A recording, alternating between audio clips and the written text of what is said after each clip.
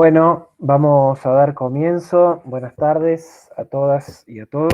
¿Cómo están? Espero que todo bien. ¿Cómo va? Che, hago un avisito de características protocolares. No estoy con el Wi-Fi usual. Por ahí puedo llegar a tener alguna dificultad. Estoy de viaje en un hotel por cuestiones laborales, así que sepan comprender. En principio hasta ahora está funcionando bien, lo he usado para otras reuniones, así que, pero por las dudas aviso. Bueno, hoy vamos a seguir, antes voy a recordarles algunas cuestiones más de índole administrativa. Primero recuerden que el 21 de septiembre no vamos a tener clases usuales porque hay semana de exámenes, es la semana del estudiante, y en la facultad hay semana de exámenes, pero sí aquellos que tengan que recuperar, sea porque estuvieron ausentes del parcial por alguna cuestión de salud, perdón, por alguna cuestión de salud, o porque les fue mal en el parcial y tienen que recuperar para regularizar, el 21 de septiembre a las 14:30 horas se va a habilitar el recuperatorio, e igual que el parcial van a tener 1 hora y media para resolverlo, ¿sí? Ha habido gente que me ha consultado sobre el tema de la promoción, también voy a reiterar en ese sentido los criterios, ¿sí?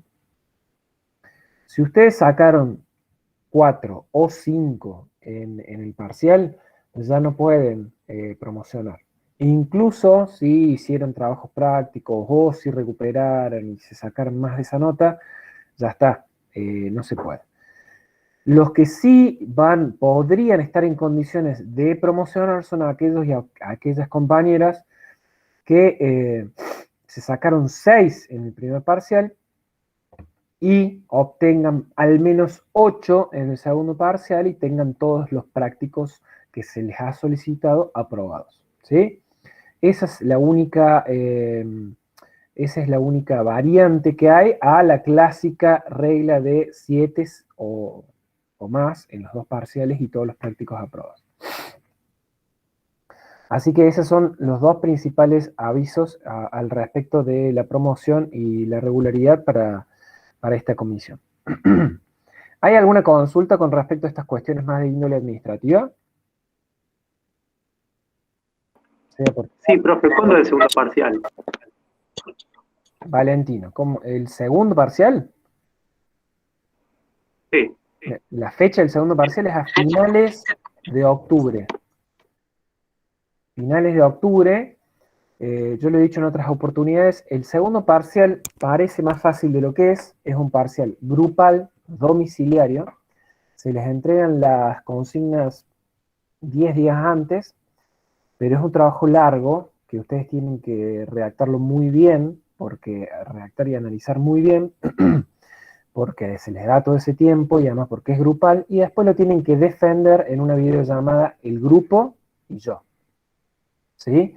Defender es que puedan explicar lo que han hecho y que puedan contarme en detalle aquello que vieron y que plasmaron en el trabajo, y si a mí me queda alguna duda, yo se las hago en esa reunión y tienen que poder dar cuenta de eso.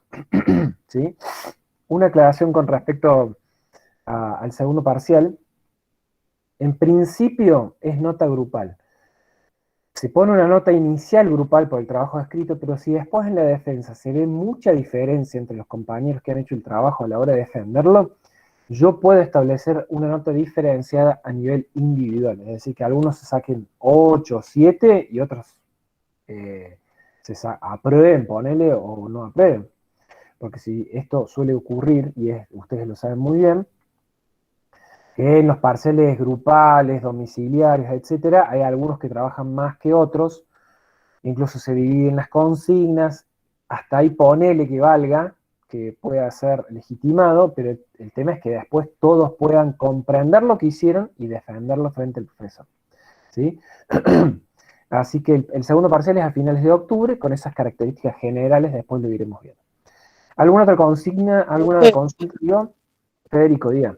Sería como una cuestión de que todos hablen, todos hablen, digamos, de la misma cantidad, digamos. Unos hablen más y otros se queden callados más, digamos. Es eso. Sí, sí, que no, que ustedes lo han vivenciado. Muchas veces hay compañeros o compañeras que se quedan en el molde, total, el resto hizo el trabajo, lo defiende. Y bueno, como profesores lo hemos visto, hay veces que ni saben qué han presentado. Entonces, se trata de un mecanismo transparente, que todos saben cómo va a funcionar, pero que tiene que ver con que todos los integrantes del trabajo sepan de qué va el trabajo y lo puedan defender. Simplemente, no tiene mayor complejidad que eso. Profe, y otra pregunta. Diga, Yo en mi parcial me saqué un 6, o sea sí, que yo para acceder a la promoción tengo que sacar en el segundo parcial grupal un 8 8 o más. más, exactamente, Ah, perfecto. Gracias, exactamente. profe. De nada.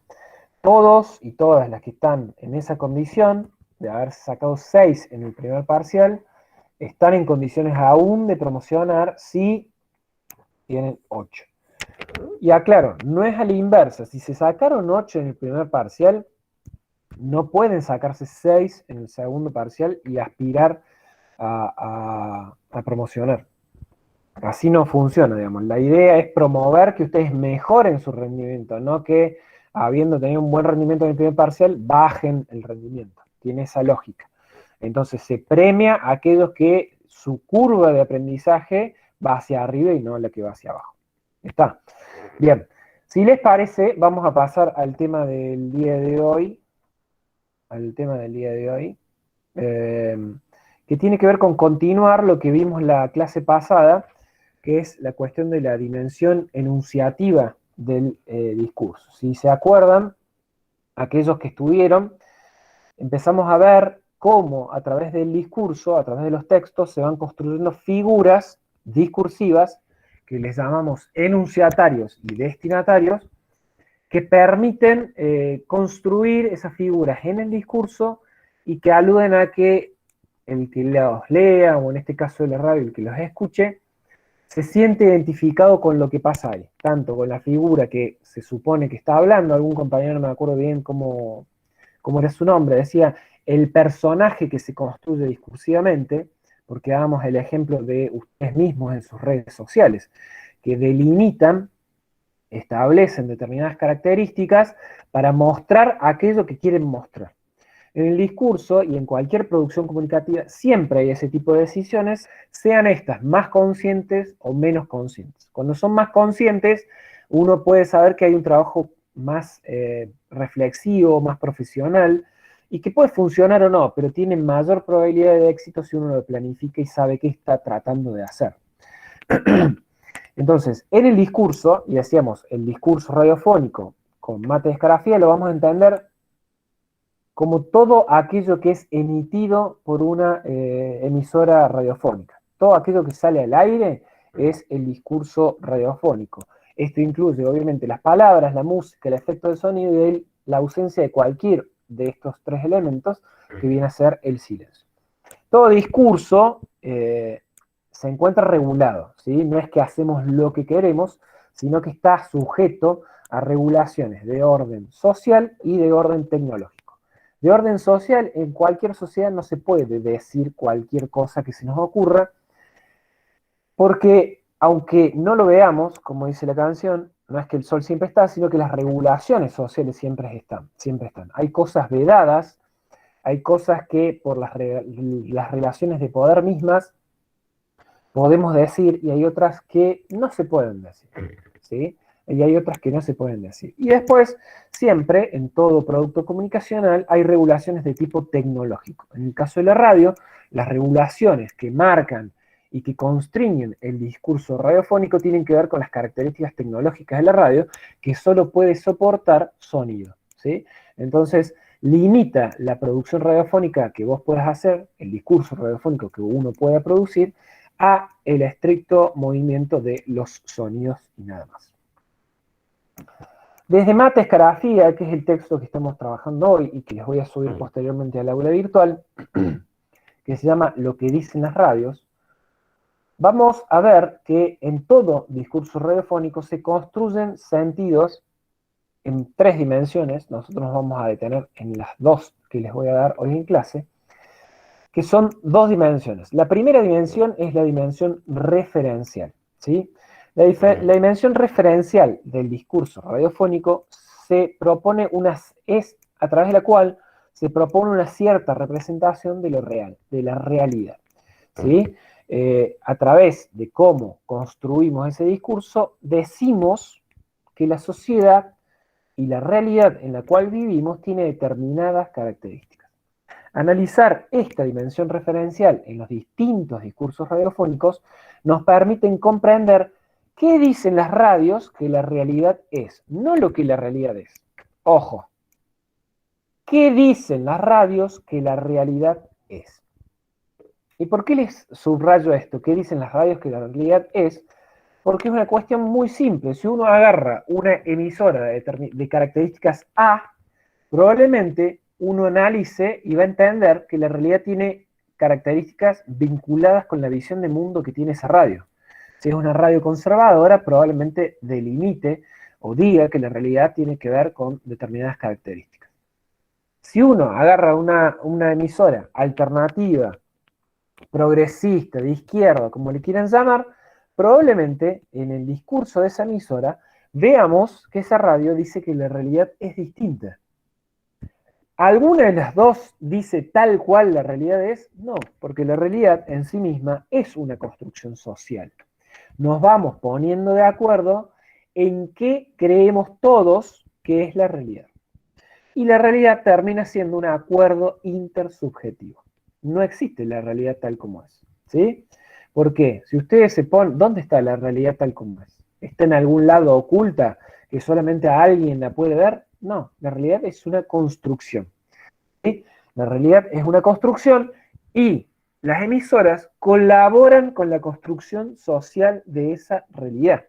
Algunas van a marcar más algunas cuestiones y otras van a marcar más otras. Ejemplo, si uno escucha una radio conservadora, por ejemplo, muy rara vez van a dar cuenta de las movilizaciones de las organizaciones sociales o piqueteras o de trabajadores como parte normal de la vida colectiva.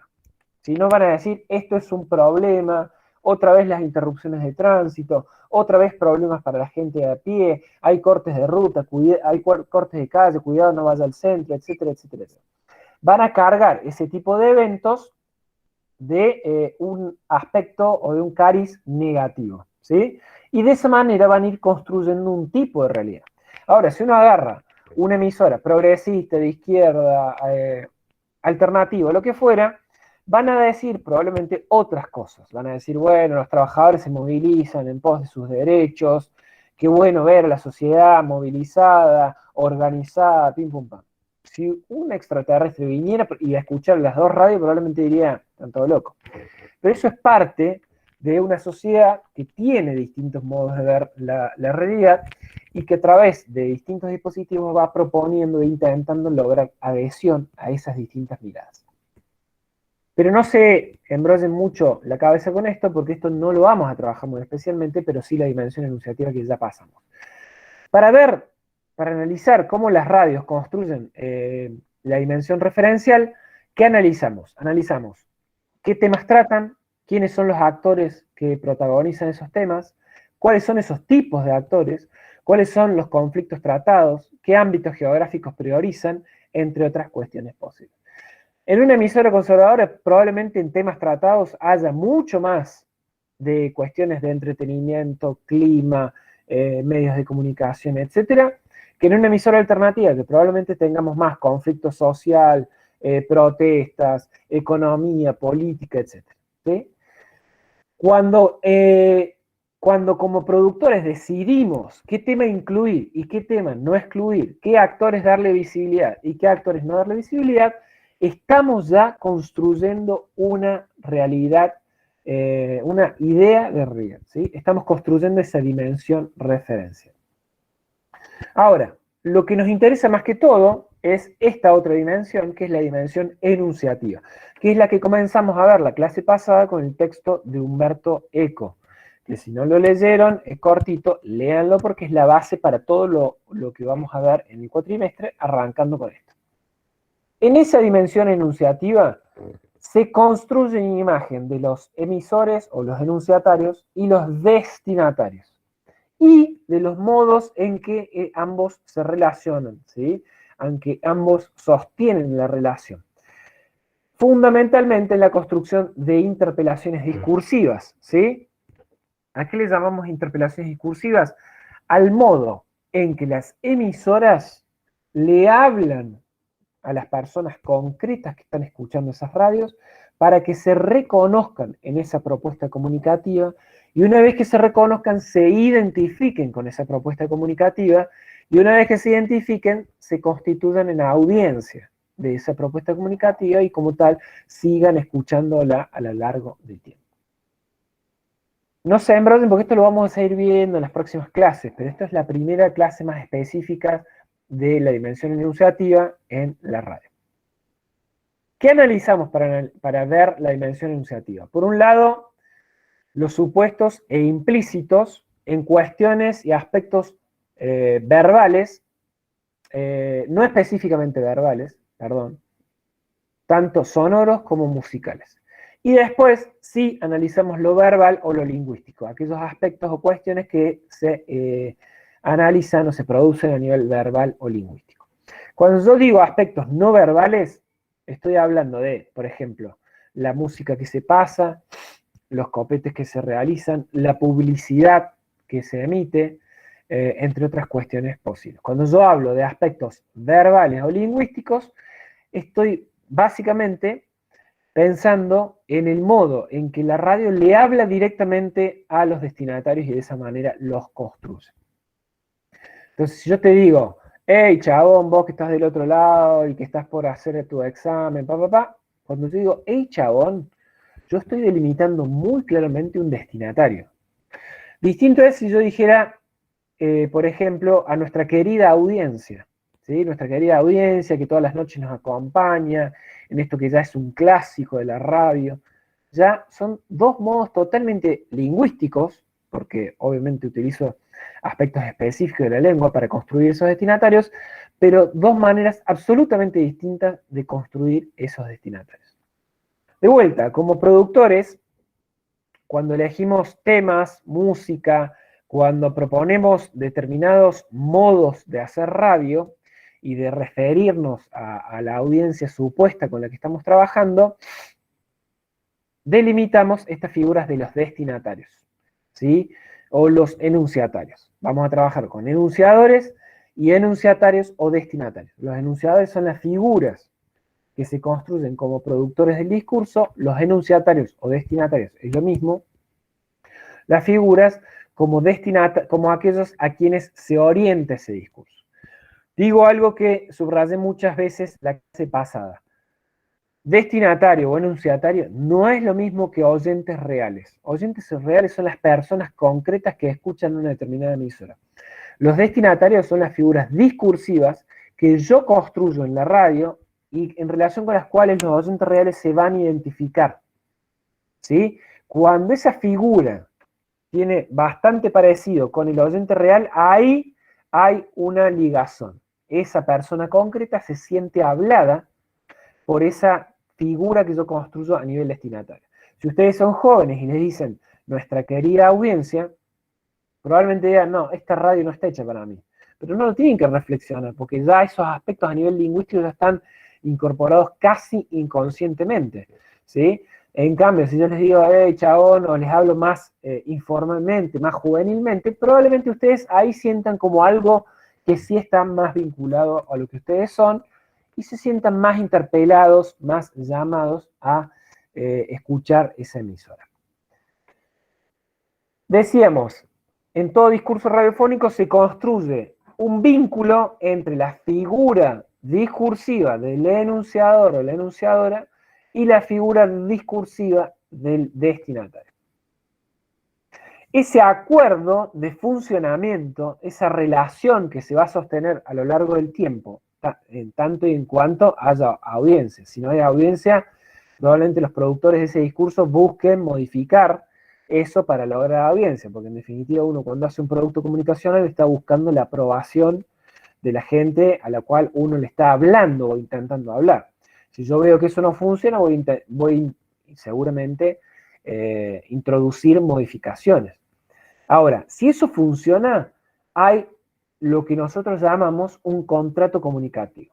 ¿Qué es un contrato comunicativo? Es un acuerdo, una convención, un sobreentendido a través del cual el enunciador construye un destinatario que es entendible, creíble y aceptable. ¿Sí? Y decimos, bueno, esto va a funcionar así. Mientras este contrato esté vigente, yo como enunciador me voy a construir así y ustedes como destinatarios los voy a construir de esta manera. Mientras eso funcione, ese contrato va a tender a sostenerse a lo largo del tiempo. ¿Sí? Obviamente, como todo acuerdo y contrato, puede modificarse, sea porque los oyentes cambian o sea porque la realidad cambia. ¿Sí? Fíjense, ejemplo no de la radio, pero de la televisión. Tinelli, el programa de Tinelli actualmente. Es un programa que no funciona, está siendo aceptado por la audiencia y tiene pocos índices de audiencia. ¿Qué está pasando ahí? Ese contrato comunicativo ya no funciona. Tinelli se construyó y se sigue construyendo como hace aproximadamente 15 años. Y esa figura de enunciador no se ha modificado drásticamente. Y la figura de destinatarios a la cual supuestamente ese programa le habla tampoco se ha modificado drásticamente. Pero ese contrato ahora está fallando, porque no logra tener los niveles de audiencia que pretende. Ahora, para conocer ese contrato comunicativo y poder comprenderlo, tenemos que analizar, por un lado, las imágenes que se construyen de los enunciadores y por otro lado, las imágenes que se construyen a nivel de destinatarios. Como les decía recién, estas dos imágenes se construyen por elementos directos, directos lingüísticos e indirectos como música, publicidades, pastillas radiofónicas, etc. Y vamos a ir cerrando. ¿Cómo se construye el destinatario? En la próxima clase vamos a ver el enunciador. El destinatario, recuerden, es la figura de a quién le hablamos. ¿Sí? De a quién le hablamos. ¿Cómo se construye esa figura? Fundamentalmente vamos a ver a nivel lingüístico a nivel lingüístico, es lo que decimos a través del lenguaje, ¿sí? Con tres grandes aspectos. El primero, apelaciones, ¿sí? Apelaciones, interpelaciones, convocatorias, invitaciones estrictas o llamados que convocan a los oyentes y a las oyentes a hacer o decir algo, a participar de alguna manera. Hey, vos que estás ahí, volviendo a casa, que venís en el bondi escuchando, por ejemplo, ¿sí? Yo ahí ya estoy apelando. Hoy, chicos, participen del próximo concurso, no duerman, hay entradas para no sé qué cosa. Yo le estoy hablando directamente a aquellas personas que yo construyo como mi destinatario, ¿sí? Del modo en que yo les hablo, va delimitando las características de esos destinatarios. Si yo les hablo de una manera o de otra, va a cambiar el modo en que los oyentes reales se sienten hablados por ese discurso. Segundo mecanismo de tipo lingüístico, a través del cual construimos los destinatarios. Las referencias.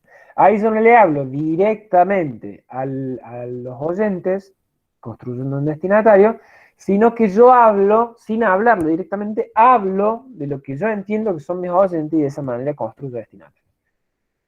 No se les habla, sino que se habla de ellos, como les pongo acá en el PowerPoint. Entonces, por ejemplo, yo acá les pongo, a nosotros nos escuchan los jóvenes, o por ahí puedo decir, bueno, la gente que a nosotros nos escucha en realidad no le interesan este tipo de temas, o decir, la gente está cansada de la política, o, bueno, la gente, los chicos que a nosotros nos escuchan, les interesa este tipo de música, ¿sí? Yo estoy hablando, haciendo una referencia, referenciando a aquellas personas que yo creo que son mi audiencia. Cuando yo referencio, obviamente recorto. Si yo digo, a la gente, a los chicos que a nosotros nos están escuchando, les gusta más la cumbia que el rock, bueno, ya estoy haciendo un recorte absoluto. Y si a ustedes, a alguno de ustedes, está escuchando esa radio y les gusta el rock, cuando digan eso van a decir, para esta radio no está tan hecha para mí. ¿Sí? Y tercer aspecto, las preguntas de diálogo, que le hacen consultas o preguntas directamente a esa figura de destinatario. Establecen un tipo de léxico a través de esas preguntas de ver a quién se construye como destinatario y, fundamentalmente, qué tipo de vínculo se delinea en ese tipo de preguntas. Si yo como les decía, bueno, a ver, la gente, ¿qué ha hecho este fin de semana? ¿Ha participado de algún evento especial? ¿Ha tenido cenas con la familia? Bueno, eso es una forma de preguntar y de construir el destinatario. Y otra forma muy distinta es, a ver, se la dieron en la pera el fin de semana, están todos muy quemados, bueno, ahora aquí están por estudiar, ya se están recuperando el fin de... los temas, la relación y de qué estoy hablando a través de esas preguntas delimita absolutamente a quién yo le estoy hablando. Yo ahí abajo les pongo otros ejemplos muy simples. Por ejemplo, ¿qué opina nuestra querida audiencia? Es muy distinto a ustedes cómo la ven o qué pinta para esta noche gente, ¿sí? Yo recorto de distinta manera esos aspectos que van construyendo mi destinatario. Esos eran los tres modos lingüísticos a través de las cuales yo construyo a mis destinatarios, ¿sí? Estos son los tres que yo les voy a poner acá, los tres aspectos indirectos, no lingüísticos, a través de los cuales yo construyo mis destinatarios. El primero, y les diría el más importante, la música, la musicalización. La pauta musical marca estrictamente a quién le estoy hablando. Si bien hay música que le gusta a mucha gente distinta, yo acoto muchos. No es lo mismo una radio de cuarteto, que pasa todo el día cuarteto y cumbia, a una radio que pasa todo el día rock internacional o indie, qué sé yo, ¿sí? No es lo mismo la shopping que pasa, o la classic que pasa todo el tiempo música clásica, a la radio de folclore. Delimita muy nítidamente a quién se le está hablando y a quién se le propone identificarse con esas propuestas. Alguno de ustedes me podrá decir, bueno, a mí me gusta la música clásica y me gusta el folclore. Perfecto. El punto es quién escucha esa música a través de la radio, ¿sí?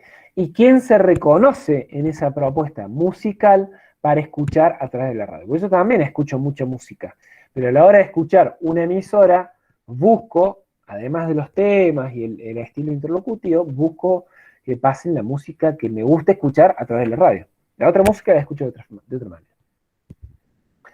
Primer tema, entonces, la musicalización. Segundo tema, la publicidad.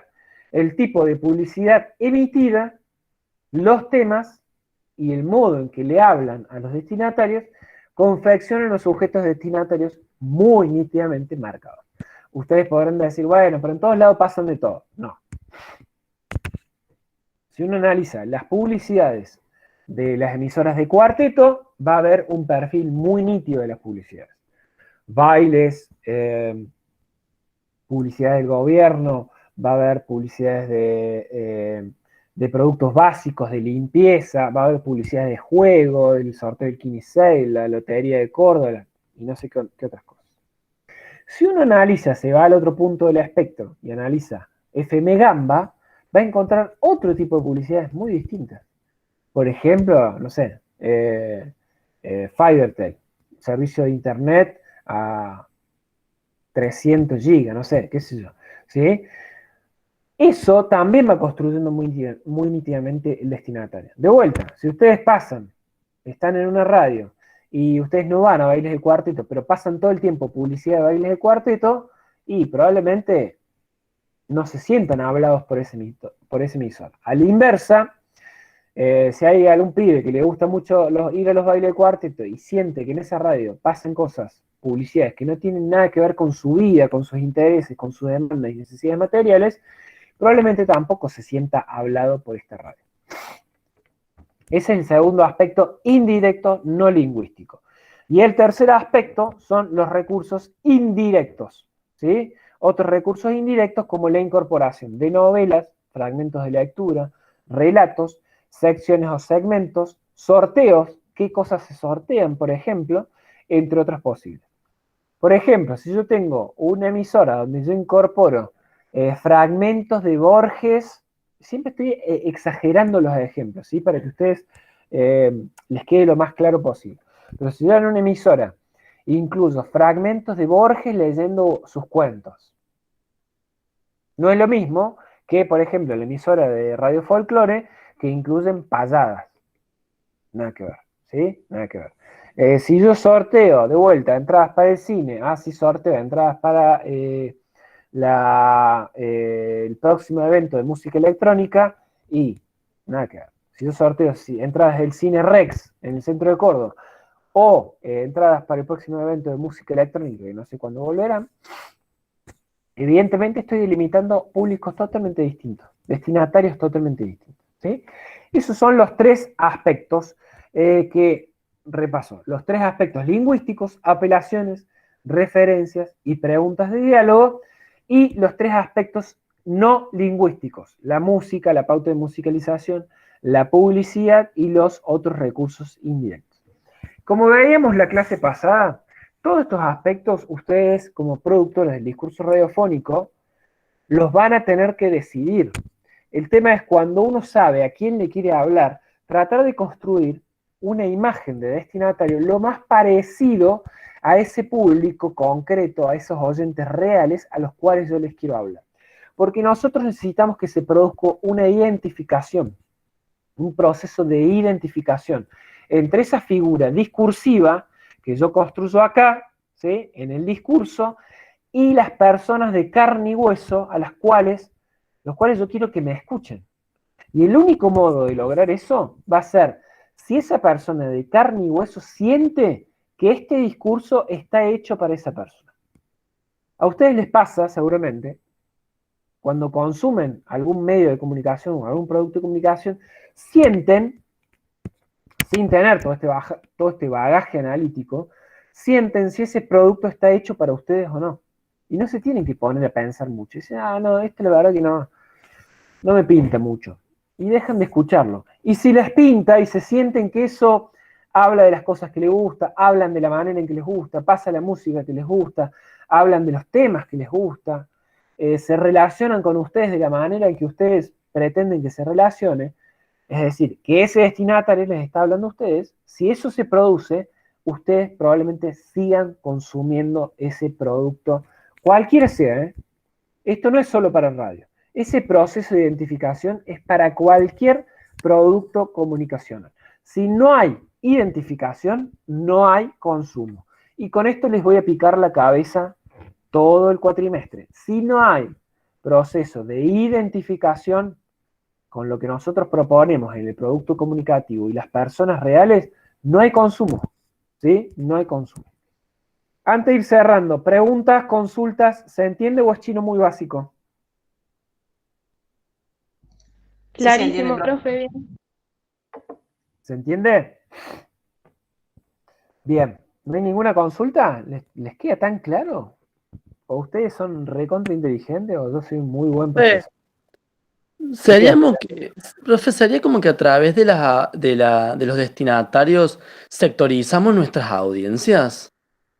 A través de los destinatarios, vos construís características de aquellos a los cuales vos les querés hablar. Es muy difícil, y es buena la pregunta, hoy en día, por las características de la sociedad en la que vivimos, hablarle a todo el mundo, ¿sí? Hoy tenemos cada vez una sociedad más fragmentada socialmente. Entonces, hay algunos autores que hablan de una sociedad de tribus, porque tenemos mucha gente que se reconoce en cosas muy distintas entre sí. Pero es muy difícil, no imposible, pero es muy difícil hacer un producto que construya a toda la sociedad con diferencias sociales, con diferencias de edad, con diferencias a nivel de intereses. Es muy difícil hacer un producto que le hable a todo el mundo.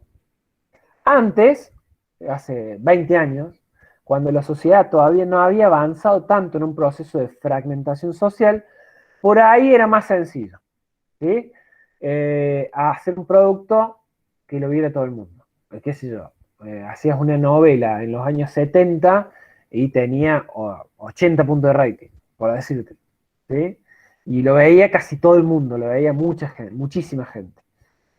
Hoy en día eso es cada vez más difícil por este proceso educativo. Entonces, cada vez es necesario hacer más claro esos destinatarios para saber a quién le hablas. Porque el proceso que vos decís de segmentar audiencias, en realidad uno lo hace, pero ya existe esa fragmentación en la sociedad. De lo que se trata es de juntar esos pedacitos para que te escuchen o consuman tu producto comunicacional. De vuelta, esto no es solo para radio. En la dábamos el ejemplo de sus redes sociales. Probablemente algunos de ustedes no sepan a quién le hablan. ¿Sí? Probablemente algunos de ustedes no sepan, no definan nítidamente a quién le están hablando. ¿Qué pasa cuando uno no define a quién le está hablando? Le termina uno hablando a la gente que es parecida a uno mismo. Porque hace ese producto comunicacional pensando en que te guste a vos.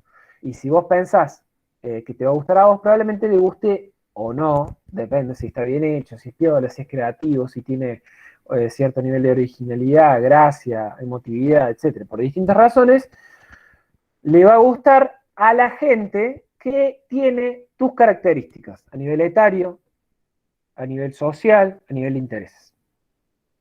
¿Sí? Ahora, cuando uno quiere hacer algo que no solamente le guste a la gente que es parecida a mí, tiene que planificarlo. ¿Sí? Entonces va a decir, a ver, vos, Federico, supongo que tendrás 20 y pico de años, clase media o no sé, por ahí, con determinadas características e intereses. Querés hacer un producto que le guste a gente de clase media alta, de 40, 45 años, y lo tenés que planificar, porque no te va a salir naturalmente. Tenés que decir, bueno, a ver qué le gusta a esta gente. Le gustan estos temas, le gusta esta estética, le gusta este tipo de producto musical, le gusta que le hablen de esta manera, etcétera, etcétera, etcétera. Y de esa manera vos tenés que ir intentando construir ese destinatario para que la gente a la cual vos le querés llegar se sienta hablada por ese producto. De vuelta, si la gente no se siente hablada por ese producto, no van a consumir tu producto. No lo van a ver, no te van a poner me gusta en las redes, no te lo van a comprar, de la manera que sea. ¿Sí? El mecanismo de consumo que a vos se te ocurra, no lo van a hacer. ¿Se entiende? No sé si respondí la pregunta. Sí, profe. Profe, y otra pregunta. Diga. Por ejemplo, yo estaba viendo el porcentaje de audiencia y de cantidad del porcentaje de rating, por ejemplo, que tiene Telefe a la que tiene el 13. Sí. Y es muy amplio la diferencia que hay. ¿Eso se deberá a que una tiene más sectorizada la audiencia que otra? ¿O será por el tipo de producto que producen? ¿Vos estás diciendo Telefe y Canal 13 de Buenos Aires o acá en Córdoba? No, profe, de Buenos Aires. Bueno, ahí sí, pero ahí hay un fenómeno recontra interesante que se produce también en Córdoba.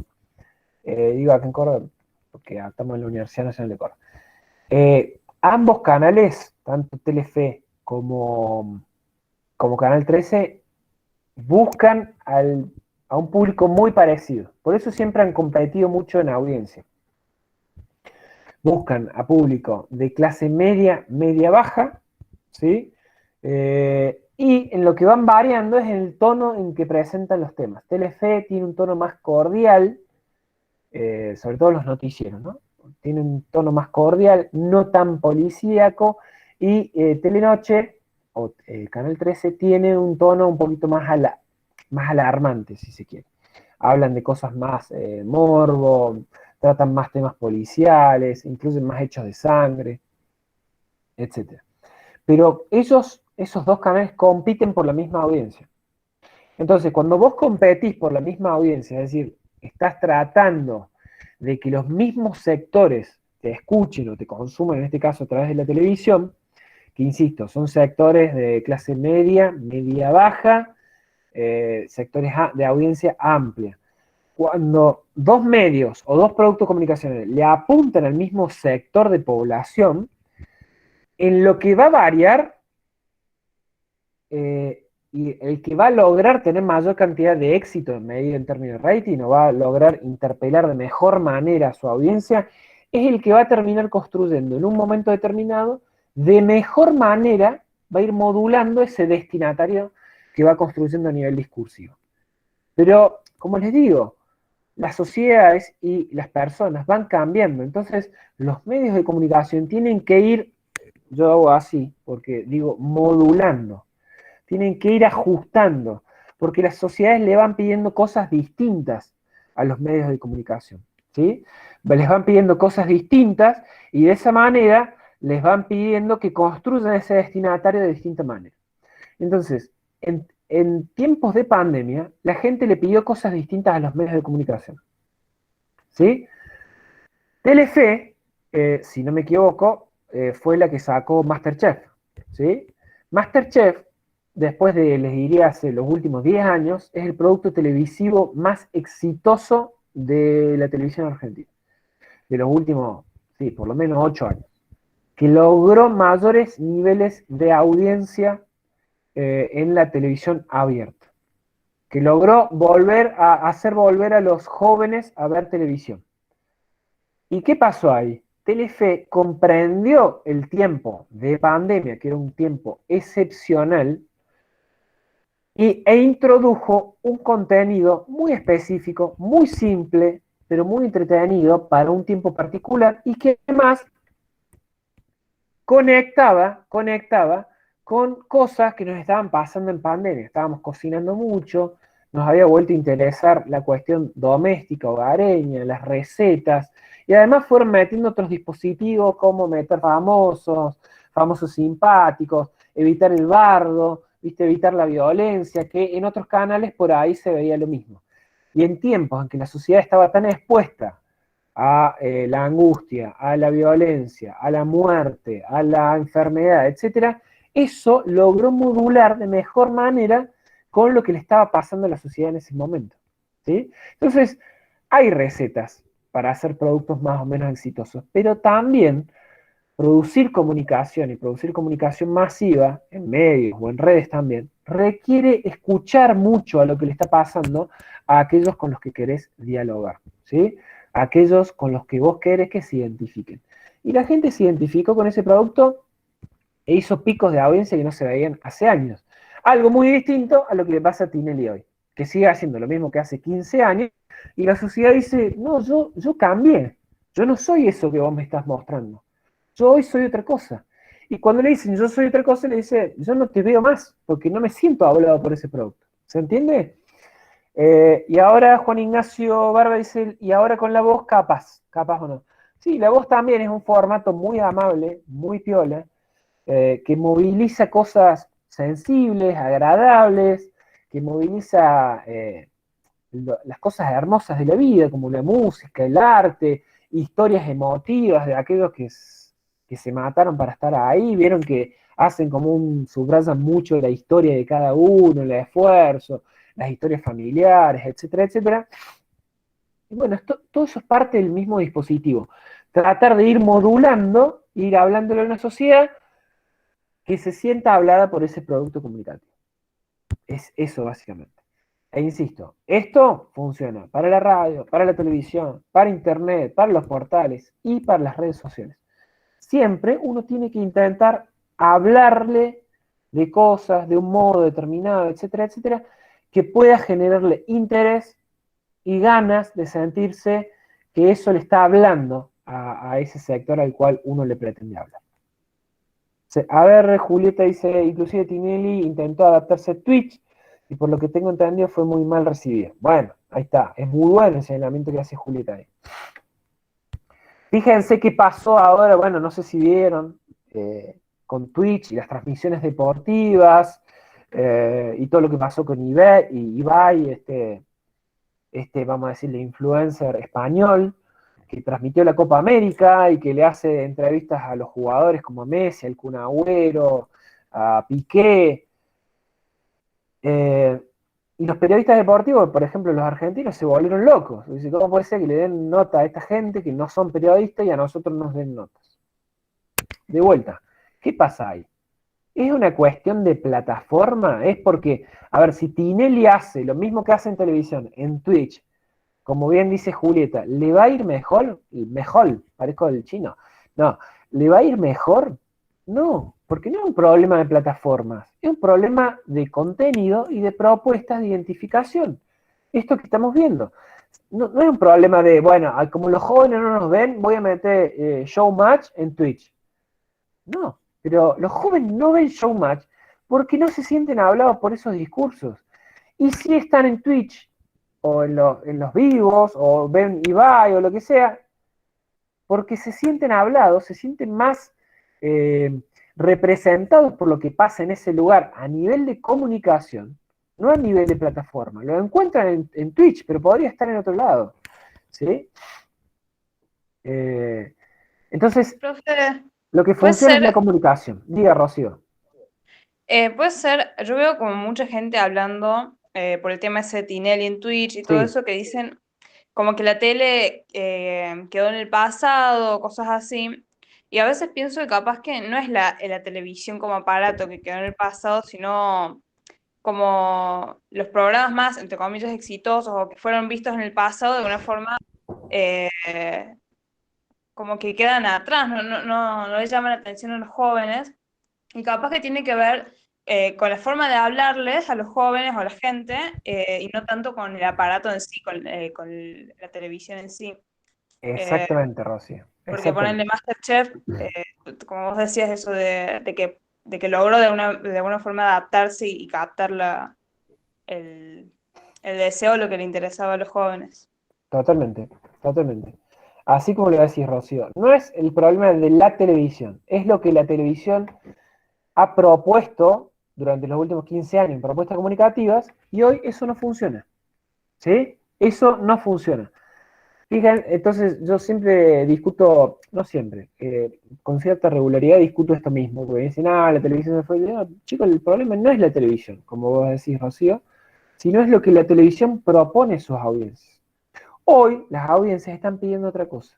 Y sobre todo las audiencias jóvenes están pidiendo mayor respeto, están pidiendo mayor grado de participación, están pidiendo un tipo de interacción más genuina, no que los chamuden, vos que estás del otro lado y que te queremos ahí, no.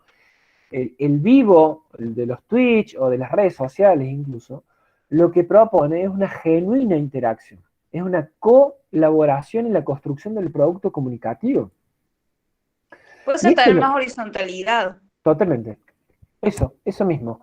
Tener un nivel o sea, Tinelli hoy, vamos a hablar como en el barrio, a Tinelli no le tocas el culo ni con un palo. El tipo está allá arriba, se cree el máximo, es ultramillonario, fue el rey de la televisión durante 25 años. Obviamente, el tipo está descolocado, no entiende no termina de entender qué es lo que pasa. O si lo entiende, no le sale el cambio, ¿sí? Si lo entiende, no le sale el cambio. En estos últimos días, y con respecto a a la baja audiencia que está teniendo el 13, bueno, Adrián Suar como que le tiró un palo a Tinelli, como que ya como que la gente no consumía, que había que cambiar, digamos, de forma, de dinámica del programa. Y Totalmente. como que Tinelli tiró un montón de historias por Instagram, tipo como decepcionado, digamos, del producto. Porque Totalmente. dice que requiere mucho dinero y se vende poco. Sí, chicos, a ver, Showmatch fue en una época, el segundo de publicidad en Showmatch costaba $1.000.000. ¿Sí? Porque era una época que hacía 45 puntos, 40 puntos de rating. Pero quiero darle la palabra a los compañeros que están ahí hablando por el chat y Juan Ignacio que levantó la mano. Juan Ignacio. Sí, profe, no, preguntarle más que nada una opinión personal, digamos, una creencia de usted. ¿Usted cree que la tele se va a ir adaptando ahora en estos ambientes que se habla mucho como que la tele está muriendo, que si no se adapta o no hay un cambio con las nuevas generaciones, como que se va a ir extinguiendo? ¿Usted cree que va a entrar en un proceso de adaptación? Yo creo que igual que la radio, o sea, la radio tiene 100 años, y la radio la sigue escuchando al menos el 70% de la población, promedio. La radio tiene más capacidad de adaptabilidad, en parte porque tiene mayores facilidades a nivel de costo y tecnología. Una radio la podés hacer con un programa de radio lo podés hacer con 5 personas, o lo podés hacer con uno, como lo hacen hoy en muchas radios. Una sola persona que pone música, lo oculta y mete la publicidad. Tiene más capacidad de adaptabilidad. Pero yo creo que, como dicen acá en el chat, Masterchef, Cine Argentinos dicen, que vos decís, Cine Argentino, dice, es el programa más barato del universo. Es un choreo. Si vos decís, bueno, no es la mega producción. Pero a mí, yo me prendo, y sobre todo, ¿qué es lo que funciona ahí? La gracia, que es entretenido, que Barassi es un mandado, no respeta nada, y en ese no respeto hay, lo que decía la compañera recién, un nivel de horizontalidad tremendo, porque ustedes vieron cómo bardea, se les cae de risa, pero también tiene una relación muy amable, y a su vez los bardea, y cuando alguien lo bardea le responde y los deja contra el suelo. Entonces digo, hay una cosa ahí que funciona por la amabilidad, que funciona por la originalidad, porque si vos pones cualquier otro conductor a conducir Cine Argentino y dice, eso no funciona. ¿Sí? Entonces digo, hay claves, algunas claves que me parece que permiten a la televisión pensar que puede seguir funcionando. ¿Va a ser la televisión de los últimos 20 años? No. Porque la sociedad ha cambiado, porque el ecosistema de medios ha cambiado. Entonces la televisión que en el prime time de todas las noches hacía 40 puntos, eso no existe más, eso sí. Pero eso no quiere decir que la televisión haya muerto como medio de comunicación. Para mí eso no existe, es apresurado decirlo. Porque además la televisión, y sobre todo los grandes grupos que tienen capacidad de desarrollar una estrategia de redes y de internet con mucha potencia, ya tienen mucho camino hecho. Cine Argentinos dice, ustedes, no sé si muchos de ustedes lo ven, pero hay muchos de ustedes, mi hija, por ejemplo, tiene 13 años y no lo ve en la tele, pero ve los recortes en redes sociales. Entonces, el programa existe a nivel de consumo y Barassi existe porque eso va también funcionando en otros planos. En ese sentido, sí, el sistema de medios cambia y va hacia una estrategia de convergencia a nivel de la producción. Entonces vos hoy ya no producís solamente para televisión, producís para TV, lo metés con otra estrategia en YouTube, lo metés con otra estrategia en redes sociales, y algunos, muy recientemente, ya están tirando una estrategia adicional en plataformas de vivo o de transmisión en vivo como Twitch. Como pasó hace poco con la transmisión de la Copa América. No sé si vieron que algunos canales deportivos transmitían, si tenían los derechos, transmitían el partido, metían los programas de opinión y a su vez contrataron a influencers que hicieran los comentarios o retransmitieran el partido a través de Twitch. Convergencia, es decir, muchos canales convergiendo hacia un mismo objetivo, que es sostener un medio de comunicación. Ya no vamos hacia la idea de un diario, una radio o un canal de televisión, sino ya está, y esto hace rato, ya hablamos de medios de comunicación. Fíjense, y cierro, para no aburrirlos, fíjense, La Nación. La Nación arrancó como un diario. Después sacó el sitio web, desarrolló una estrategia muy agresiva de redes sociales y hace, no sé, serán 6 años, una cosa así, sacó su canal de televisión. ¿Por qué? Porque en un momento se dieron cuenta que ya habían dejado de ser un diario y que los diarios ya no existían como tales. Tenían que ir hacia ser medios de comunicación que tuvieran presencia en distintas plataformas con estrategias distintas. Porque tampoco existe hacer lo mismo en todos lados igual, como quiso hacer Tinelli en Twitch. Eso no existe. Cada medio tiene su lógica, tiene sus restricciones, tiene sus reglas, etcétera, etcétera. Acá decía Julieta, el programa de Cine Argentino dice, un formato viejo, la conducción Barassi generó mucha repercusión por su forma de ser con el público, exactamente. Profe, dice Mauricio, para mí también tiene mucho que ver el hecho de que la stream sea en su mayoría desde una casa, entonces genera más horizontalidad, más idea, sí, exacto, más idea de que es algo genuino, ¿sí? Y Jazmín dice, pusieron a conducir a otro en el programa de Barassi, pero no era gracioso como Barassi, no hacía lo mismo que él, exactamente eso que decíamos recién. Y con las Olimpiadas pasó lo mismo, yo las vi por transmisión en vivo por YouTube, exacto. Bueno, hacia eso vamos. La radio también está en el mismo procedimiento o en el mismo proceso más que procedimiento. Está tratando de sostener audiencias a través de la radio tradicional, pero también las radios, sobre todo que tienen capacidad de hacerlo, han desarrollado una estrategia de redes sociales muy fuerte, una estrategia web fuerte, y tratan, a su vez, de tener un tipo de presencia audiovisual. Por eso hoy a los cronistas, por ejemplo, de Cadena 3, los mandan a la calle, que graben la nota, que hagan la nota, que la graben en sonido y que hagan filmación para la web. Y después eso hacen clips de audiovisuales y eso sube a la web.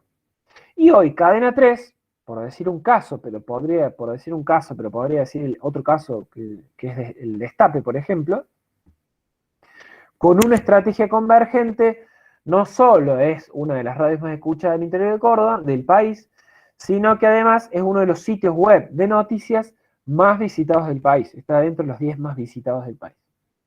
¿Sí? Entonces, vamos hacia estrategias de convergencia a nivel de la producción. La convergencia a nivel del consumo es otra historia que en otro momento nos detendremos. Ahora, no tiene que ver con las plataformas tecnológicas, tiene que ver con las propuestas comunicativas que nosotros producimos en esas plataformas. Yo no puedo pretender que haciendo lo mismo que hacía 20 años, como hace Tinelli, en la televisión de hoy funcione, y si no funciona me voy al Twitch o me voy a redes sociales y pretendo que eso funcione. Lo que está fallando ahí es la propuesta comunicativa. Y dentro de la propuesta comunicativa, como alguien decía, ese contrato de comunicación a nivel de contrato ya no funciona más. O hay que cambiar el enunciador y cómo se construye el enunciador. Tinelli, el más capo, el que se le cae risa a todo el mundo, el que en su época le cortaba la pollerita a las mujeres, que hoy perfectamente podría ser un machirulo a todas luces, etcétera, etcétera, que además está en un pedestal. O hay que cambiar ese enunciador, cómo se construye ese enunciador, o hay que cambiar el destinatario, o hay que cambiar las dos cosas y barajar y dar de nuevo y producir un nuevo contrato de comunicación. Un nuevo enunciador, un nuevo destinatario e intentar construir un nuevo contrato de enunciación. ¿Se entiende? ¿Alguna otra consulta, comentario? Si no, les voy a dar una pequeña actividad que la vamos a trabajar la clase que viene, que la vamos a revisar ahora, les leo las consignas y después obviamente las subo al aula virtual con la clase, el Power, el texto de Marita Mata, lo que dicen las radios y la actividad. Si no hay ninguna otra consulta, vamos. Buah, ahí estamos. Actividad. ¿Sí? Es muy simple. Van a tener que leer el texto y confeccionar, pasar en limpio esto que hemos visto, ¿sí? Un cuadro sinóptico con las explicaciones en sus propias palabras sobre los modos directos e indirectos en que aparecen los destinatarios en el texto. La idea es que ustedes lean, comprendan y más allá de lo que vimos en la clase, puedan hacerse un cuadrito que les va a servir a ustedes para trabajar para el parcial y para los próximos análisis que vamos a ir viendo. Y la segunda, que es la que más me interesa compartir en la próxima clase, va a ser la siguiente. Redactar 2 textos radiofónicos cortos de 3 párrafos, cada párrafo 4 o 5 líneas, no más que eso, sobre la realidad económica actual. En el primero, segundo, es indistinto, van a intentar construir ese texto hablándole a un destinatario joven de clase media baja. En el segundo, van a hablarle sobre el mismo tema, a un joven de clase media alta. ¿Qué van a tener que hacer? Van a tener que modificar las apelaciones, las referencias y las preguntas de diálogo. ¿Sí? Van a tener que construir el mismo tema, la realidad económica actual, para dos destinatarios distintos. Para ajustar, como es un escrito, como es un texto escrito, van a tener que ajustar los mecanismos a nivel lingüístico. Van a tener que modificar las apelaciones, van a tener que modificar las referencias y las preguntas de diálogo. Reitero, un texto orientado a un destinatario joven de clase media baja y otro texto orientado a un destinatario joven de clase media alta. Los dos son jóvenes, pero cambian los sectores sociales. Es complicado, pero es un ejercicio que vamos a revisar la próxima clase y vamos a corregir para ver si les sale. Ahora vamos a trabajar un poquito con este texto a nivel de sus cualidades, a nivel de competencias productivas. ¿Se entiende? Profe, ¿hay que entregarlo en el aula o algo así? ¿O solamente lo presentamos La clase que viene, lo vamos a corregir y después de la clase que viene vamos a sortear 10 trabajos y ustedes lo van a tener que subir a los sorteados. A los sorteados. ¿Sí? Sorteo. Te puede tocar o podés zafar. Si te toca y no lo hiciste, lo tenés que entregar a la media hora de la clase y bueno, se te va a complicar. Pero bueno, vamos a meter un poco de picante en la vida. Individual. La clase que viene, corregimos, ajustamos y después de terminar la clase tienen media hora para subir al aula virtual solo los 10 sorteados o sorteadas. ¿Está clarísimamente comprendido? Si no hay ninguna duda, ninguna consulta, ninguna sugerencia o consejo de vida, voy a estar dándoles pista y saludándoles y que tengan un muy buen martes. Profe, esto es para la clase que viene, ¿no? Para la clase que viene. Ah, listo. Para la clase que Gracias, viene. profe. Chao. Nos vemos. Hasta luego. Entendido, profe, gracias. Chao, profe, gracias. Chao. Chao, profe.